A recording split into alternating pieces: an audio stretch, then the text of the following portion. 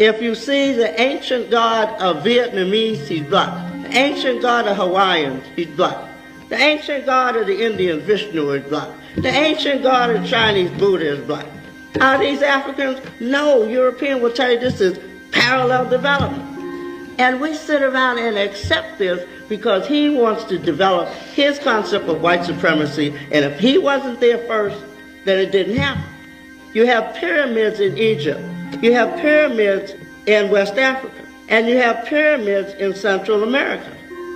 You have those great big thick-lipped, big-nosed megaliths in the Ivory Coast. And you have them in the Olmec civilization here. But did they cross the ocean? No, because Columbus discovered America. So, if everything around the equatorial belt is black and black culture and tropical people, why? How can we possibly believe that they went all the way up through Siberia and then dispersed? What is the purpose of such a stupid interpretation of the dissemination of humanity? That is how deep white supremacy goes. In the oceanic belt of the equator, what do you see? Little black people here, little black people here, little black people here, little black people. But did they go that way? Because they want to say the European was the first person to cross the Atlantic Ocean, right? Now, how difficult is it to get across the Atlantic Ocean?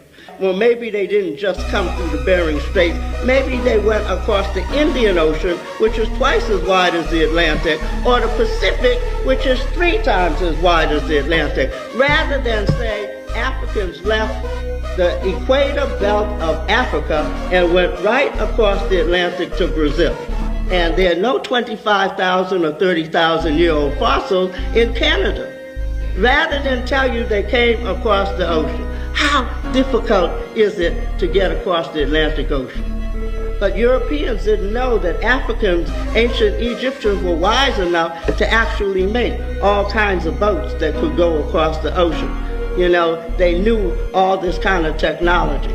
So what they did, to get back to the concept of epistemology, they tell you the migration only came through the Siberian Strait, and then people reverted into these phenotypes. These assumptions we're accepting to keep the idea that there is only one way to get here. Now, here's the second thing. In Egypt, you have pyramids. The Nile was wet 7,000, 9,000 years BC. It was wet.